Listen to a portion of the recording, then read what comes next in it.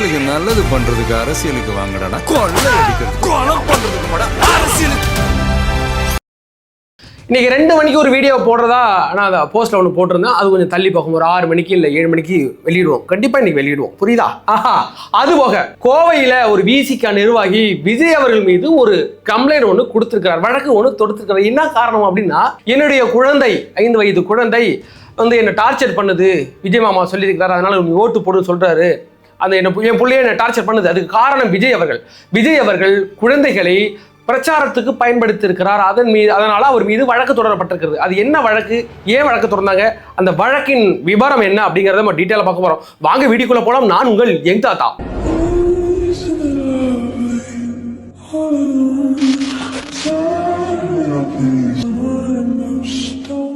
எங்க வீடியோக்களை பாருங்க, சேனலை சப்ஸ்கிரைப் பண்ணி வச்சிருங்க, லைக் பண்ணுங்க, ஷேர் பண்ணுங்க, கமெண்ட் பண்ணுங்க. அது போக கமெண்ட் செக்ஷன்ல எங்களுடைய சேனலுடைய, அதாவது வாட்ஸ்அப் சேனலுடைய லிங்க் இருக்கும், அதை சப்ஸ்கிரைப் பண்ணி வச்சுக்கிடுங்க. லிங்க்ல போயிட்டு ஜாயின் பண்ணி வச்சுக்கிட்டீங்கன்னா எங்களுடைய வீடியோக்கள் அதுலயும் போடுவோம். அது இல்லாம இதை யூடியூப்ல பகிர முடியாத போட்டோக்களையும் அதில் போடுவோம். சரி வாங்க, இந்த வழக்கு என்ன அப்படிங்கிறத பார்க்க வரோம்.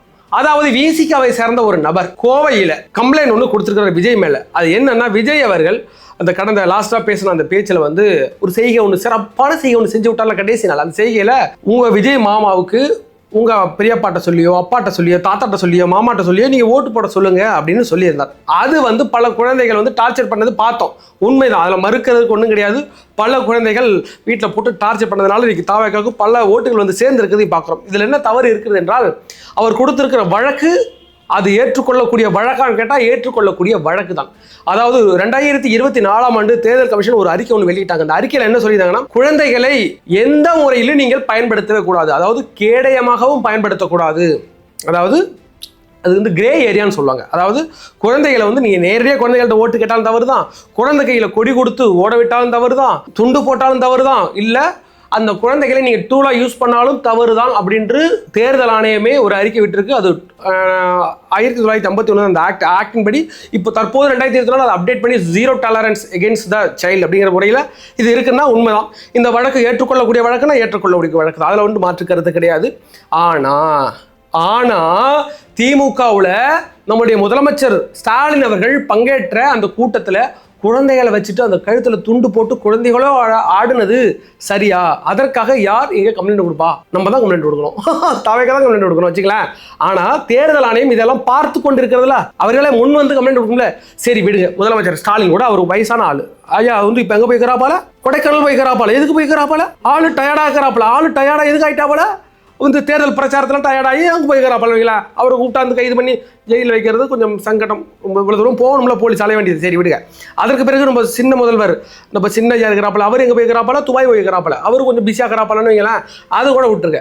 தமிழன் பிரசன்னா ஊரில் இருக்கிறாப்பால, எழும்பூர் தொகுதியில் போட்டுட்டு இங்கே தான் இருக்கிறாப்பால, அவர் என்ன செஞ்சார்னா, வீடு வீடாக சென்று குழந்தைகளிடமே உங்களுக்கு முதலமைச்சர் ஸ்டாலின் சோறு போடுறாரு, முதலமைச்சர் காலை உணவு போடுறாரு, அதனால எங்களுக்கு ஓட்டு போடுங்கன்னு பிச்சை எடுத்தீங்களே குழந்தைகள்கிட்ட, அதற்கு இந்த தேர்தல் ஆணையம் என்ன செய்ய போகிறது? அதை இந்த தேர்தல் ஆணையம் பார்த்து கொண்டுதான் இருக்கிறது அல்லவா? அவங்க என்ன பண்ண போறாங்க? குழந்தைங்களுக்கு காலை உணவு திட்டம் அது நல்ல திட்டமா? செல்லக்குட்டி எந்த ஸ்கூல்ல படிக்கிறீங்க? உங்களுக்கு அடுத்த வருஷத்துல இருந்து உங்க ஸ்கூல்ல பிரேக்ஃபாஸ்ட் கொடுப்பாங்க காலையில. யார் கொடுக்குறா உனக்கு? முதலமைச்சர். அவர் பேர் என்ன? கை கொடுங்க. என்ன சாப்பிடுறீங்க? திங்கக்கிழமை கொடுக்குறாங்க, பொங்கல்.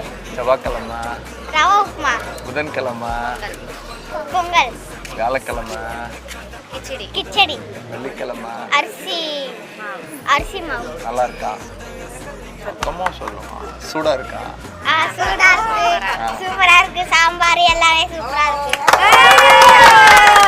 அவர் சப்போர்ட் பண்ணுவீங்களா? சப்போர்ட் பண்ணுவீங்களா? உங்க ஓட்டு. அதாவது குழந்தைகளிடம் இவங்க அப்பாட்ட சொல்லி உங்க அம்மாட்ட சொல்லி ஓட்டு போடுங்க அப்படின்னு சொன்னது இந்த விஜய் மாமாக்குன்ற ஒரு உறவு முறையில சொன்னார் வச்சுக்கிறேன். அது கூட சரி தவறு நீங்க வச்சுக்கிட்டீங்கன்னா, நேரடியாக அந்த குழந்தைகிட்டே ஓட்டு கேட்டது, எங்களுக்கு சப்போர்ட் பண்ணுங்கன்னு அந்த குழந்தைகிட்ட கேட்டது, அது தவறு இல்லையா? இதற்கு பேர் ஓட்டு பிச்சை இல்லை. அது கூட நான் என்ன கேட்கறேன்னா, விஜய் கூட மாமாங்கிற முறையில் கேட்டாரு, நீங்க எங்களுக்கு சப்போர்ட் பண்ணி கேட்டீங்க, அது கூட நான் விட்டுருன்னு வச்சுக்கலேன். உங்களுக்கு முதலமைச்சர் காலில் சோறு போட்டாரா? சோறு கிச்சடி போட்டாப்பலையா? உப்புமா போட்டாப்பலையா? சூடா இருந்துச்சா? ஏயா சூடா இருக்குமா? ஸ்கூலுக்கு கொண்டு வர சாப்பாடு சூடா இருக்குமா? காலை உணவு திட்டம், மதிய உணவு திட்டத்தில் அங்கேயே சாப்பாடாக்கி போட்டாங்கன்னா அது சூடா இருக்கும். இவங்க ஏற்கனவே தனியார்கிட்ட விட்டீங்க, அவங்க காலையில் விடியால 4 மணிக்கு 3 மணிக்கு சமைச்சு வச்சு கொண்டாந்து போடுறாங்க. அது சூடா இருக்கா இல்லை நான் சாப்பிட்டு பார்க்கல, அதனால விட்டுருங்க, அதை விட்டுறேன். ஆனால் அதை குழந்தைகளிடம் சொல்லி காமிப்பதுக்கு பேர் என்ன? உங்களுக்கு அதை பண்ணியிருக்கிறார் முதல்ல, இதை பண்ணியிருக்கா முதல்ல நீ சொல்லும் போது குழந்தைகளை அதிகமாக பயன்படுத்தியது திமுக. அது முதலமைச்சர் போன்ற, சரி விஜய் கூட ஒரு கட்சி தலைவர், ஆனால் முதலமைச்சர் ஸ்டாலின் அவர்கள் குழந்தைகளை பயன்படுத்தி படுத்தினாரா இல்லையா? அந்த குழந்தைகள் கழுத்தில் துண்டை போட்டு விட்டாரா இல்லையா? கொடிய தூக்கிட்டு அலைஞ்ச வீடியோக்கள் இருக்கா இல்லையா?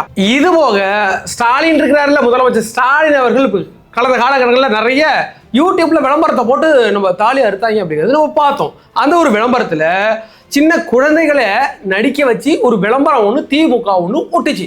அப்போ அதில் பயன்படுத்தப்பட்ட அந்த குழந்தைகள் டூலாக பயன்படுத்தப்பட்டிருக்கிறார்களா இல்லையா? அப்பொழுது முதலமைச்சர் மேல நடவடிக்கை எடுக்கப்படணும் அப்படிங்கிறதும் சாத்தியம் தானே, உண்மை தானே, நியாயம் தானே, எல்லாம் உண்மை தானே. சரி வாங்க, அதுக்கு பிறகு இந்த கேஸ் கொடுத்துருக்குறாங்க இல்லை, அந்த யோக்கியவன் யாருன்னு பார்க்க போறோம். யோக்கியம் ஒருத்தன் வரான்டா சும்படுத்து உள்ள வைடாங்கிற கதையா? அந்த கேஸ் கொடுத்த யோக்கியம் விசிக நிர்வாகி அப்படிங்கிற பட்சத்தில் இதே திருமாவளவன் அவர்கள் குழந்தைகளை பயன்படுத்தி ஓட்டு கேட்டாரா இல்லையா? அதற்கான ஃபுட்டேஜ் நம்மகிட்ட இருக்கா இல்லையா? இருக்கு. அதுக்கு பிறகு அப்புறம் அந்த வாழர்ந்த பண்ணி மாதிரி ஒருத்தன் காகான்னு கத்திட்டு பார்ப்பல ஒரு எம்எல்ஏ ஒன்று விசிகாவில், யாரு? வன்னி அரசு. அந்த வன்னி அரசு இதே குழந்தைகளை பயன்படுத்தி ஓட்டு கேட்டாரா இல்லையா? குழந்தைகளுமே ஓட்டு கேட்டாரா இல்லையா? சப்போர்ட் கேட்டாரா இல்லையா? அதற்கு பிறகு அந்த குழந்தைகளை அந்தந்த ட்ரெஸ்ஸில் பயன்படுத்தி அந்த வீசிக்கா கூடிய போத்தி விட்டு, அந்த வீசிக்கா கூடிய ஏந்த விட்டு, அந்த பானையை ஏந்த விட்டு பல இடங்களில் ஓட்டு கேட்டார்கள். அதற்கான ஃபுட்டேஜ் இருக்கும்போது இவர்களெல்லாம் யோக்கியமானு நம்ம மேலே கொண்ட கைஸ் கொடுத்தானா, இப்போ இந்த தேர்தல் ஆணையம் இதையெல்லாம் பார்த்து அவர்கள் மீதும் நடவடிக்கை எடுக்கப்பட வேண்டும் அப்படிங்கிறதா எங்களுடைய கருத்து. தமிழன் பிரசன்னா இதே திமுக இருந்தால் இதே மாதிரி குழந்தைகளை பயன்படுத்தி குழந்தைகளிடமே ஓட்டு கேட்டார்கள். இதற்கெல்லாம் இந்த தேர்தல் ஆணையம் என்ன செய்ய போகிறது? இதெல்லாம் நேரடியாக கொண்ட வழக்கு கொடுத்தாதான் நீங்கள் எடுப்பீங்களா? தேர்தல் ஆணையம் அப்படின்னா இப்போ நாங்கள் இப்போ 29ஆம் தேதி வரைக்கும் சர்வே வெளியிடக்கூடாது. அப்போ இப்போ நிறைய பேர் வெளியிட்டிருக்கிறாங்கல்ல, நிறைய ஆட்கள் வெளியிட்டிருக்கிறாங்கல்ல, அதற்கு இந்த தேர்தல் ஆணையம் என்ன செய்தது? உங்கள் தேர்தல் ஆணைய விதிமுறையை மீறினாங்கல்ல, அதனால தான் நாங்களும் மீறுவோம். அப்போ நாங்கள் வெளியிட மட்டும் என்ன குற்றமா? அவர்களெல்லாம் பெரிய ஜேர்னலிஸ்ட்னு பெரிய பேர் ஒன்று போட்டுக்கிட்டு திமுக கொத்தடிமணி போட்டுதான் நல்லா இருக்கும். அதனால ஜேர்னலிஸ்ட்டு கொத்து உசுறு போடுங்கடா பின்னாடி நல்லா இருக்குன்னு வச்சுக்கலாம். அவர்களெல்லாம் செய்வதெல்லாம் இந்த தேர்தல் ஆணையம் பார்த்து கொண்டிருக்கிறது. திருச்சி கிழக்கில் நைட்டு 1 மணிக்கு கள்ள ஓட்டு போட்டிருக்காங்க. அதை பற்றின இந்த ஜனநாயக படுகொலை பற்றி யாரும் கேட்க மாட்டாங்க. பல இடங்களில் பூட்டிட்டு போனது பிறகு எல்லாத்தையும் சைன் வாங்கினது பிறகு வெளில போனது பிறகு மறுபடியும் பூட்டு உடைக்கப்பட்டு ஓட்டு போட்டிருக்காங்க. அதெல்லாம் இந்த தேர்தல் ஆணையத்தின் விதிக்கு கீழே வருமா? அதெல்லாம் தவறு கிடையாதா? இந்த தேர்தல் அதெல்லாம் பார்த்து கொண்டு இருக்குமான்ற கேள்வி இருக்கிறதா இல்லையா? இன்னைக்கு விஜய் அவர்கள் அது பாசத்தில் அவர்களா முன்வந்து குழந்தைகளா முன்வர்றாங்க. எங்க விஜய் மாமாவுக்கு ஓட்டு போடுமா, விஜய் மாமாவுக்கு ஓட்டு போடுமான்னு பல குழந்தைகள் வராங்கல்ல. இதற்கு விஜய்க்கு எந்த சம்பந்தமும் இல்லை. அன்று அந்த வார்த்தை சொன்னது தவறுனா தவறு தான், அதெல்லாம் கிடையாது. அதுக்கு நீங்க கேஸ் போடுங்க, அதெல்லாம் ஒன்றும் கிடையாது. ஆனால் அதே மாதிரி முதலமைச்சர் அவர்கள் மேலும் கேஸ் போடுங்க, துணை முதல்வர் மேலும் கேஸ் போடுங்க, தமிழன் பிரசன்னா மேலே கேஸ் போடுங்க. திமுகவில் பல இடங்களில் குழந்தைகள் அழைச்சிட்டு ஓட்டு கேட்டாங்களே, இதே மாதிரி ரொம்ப கன்னியாகுமரி நினைக்கிறேன், அதற்கு பிறகு ஒட்டப்படாரம் நினைக்கிறேன், அது மாதிரி ஏரியாக்களில் குழந்தைகள் அழைச்சிட்டு தாவைக்கா ஓட்டு கேட்டாங்கன்னா அவர்கள் மேல் வழக்கு பதிவு செய்தீர்கள் அல்லவா? அதே மாதிரி பயாஸ் இல்லாமல் எல்லாருக்கும் சமமாக பண்ணுங்கப்பா தேர்தல் ஆணையம். அன்னைக்கு யாரும் உங்கள்கிட்ட கேஸ் கொடுக்கல, தேர்தல் ஆணையமாக தான் கேஸ் போட்டுச்சு. அப்போ முதலமைச்சர் ஸ்டாலின் அவர்கள் மீது கேஸ் போடுங்க, எல்லாரும் மேலே கேஸ் போட்டீங்கன்னா எங்களுக்கு பிரச்சனை கிடையாது. தற்பொழுது சுருக்கமாக பார்க்க போறோம்னா விஜய் அவர்கள் மீது கேஸ் கொடுத்துருக்காங்கல்ல, அதெல்லாம் மேட்டரே கிடையாது. புறாவை நான் அன்றைக்கே சொன்னேன், புறாவை விஜய் அவர்கள் பறக்க விட்டார் அப்படிங்கிறவே இதுக்கு எதை கேஸ் போட போகிறாங்க அப்படி நான் சொல்ல. அதே மாதிரி பீட்டா நேத்திக்கு ஒரு கண்டனத்தை தெரிவிச்சிருக்கு, இதை தவறானது, நாங்கள் இதுக்கு சட்ட நடவடிக்கை எடுப்போன்னு. எடுங்க. ஏற்கனவே மெர்சல் படத்தில் ஒரு கேஸ் ஒன்று போட்டாங்கன்னு நினைக்கிறேன். தற்பொழுது அதே மாதிரி விஜய் அவர்கள் மீது நீங்கள் கேஸ் போடுவதற்கு சாத்தியக்கூறுகள் இருக்குது. அவர் கொடுத்த வழக்கு சாத்தியமான வழக்கு தான். அது as per the rules, as per the இந்த சட்டத்தின்படி, தேர்தல் ஆணையத்தின் சட்டத்தின்படி அதில் சாத்தியக்கூறுகள் இருக்குது. அவங்க சட்ட நடவடிக்கை எடுக்கட்டும். ஆனால் அதே மாதிரி நான் சொன்ன நபர்கள் மீதும் சட்ட நடவடிக்கை எடுக்கப்பட வேண்டும். இந்த தமிழ்நாட்டு மக்களுக்கு தெரியும், அந்த குழந்தைகளோட பெற்றோர்களுக்கு தெரியும். விஜய் அவர்கள் சொல்லி தான் அந்த குழந்தைகள் டார்ச்சர் பண்ணாங்க. கடைசி ஒரு நேரத்தில் விஜய் அவர்கள் விஜய் மாமாவுக்கு ஓட்டு போடுங்கன்னு சொன்னதுன்னா உண்மைதான். ஆனால் இதற்கு முன்னாடியிலேருந்து விஜய் அவர்கள் என்னைக்கு கட்சி தொடங்கினாரோ அன்னிலேருந்து வீட்டில் உள்ள எல்லா குழந்தைகளும் விஜய் மாமாவுக்கு ஓட்டு போடு, விஜய் மாமாவுக்கு ஓட்டு போடுன்னு டிஎம்கேல உள்ள கோர் ஓட்டுகளை காலகாலமாக நாங்கள் திமுகவுக்கு தான் ஓட்டு போடுன்னு சொன்ன அந்த ஓட்டுகளை பிரித்து கொண்டு வந்தது அந்த குழந்தைகள். எந்த குழந்தைகள்? அந்த 5 வயசு, அந்த 6 வயசு, அந்த 7 வயசு, 8 வயசு, 9வது படிக்கிற, 10வது படிக்கிற அந்த குழந்தைகள்லாம் இன்னைக்கு இவ்வளோ ஓட்டுகளை கொண்டாந்து சேர்த்துருக்குல்ல, அது உங்களால் என்னையா பண்ண முடியும்?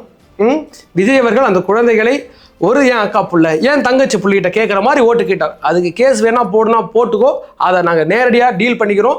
அதே மாதிரி நான் சொன்ன இந்த ஆட்களுக்கு உங்களுக்கு திராணி இருந்தால் நீங்கள் இந்த தேர்தல் ஆணையம் வந்து வழக்கு போட்டு பார்த்துக்கட்டும்.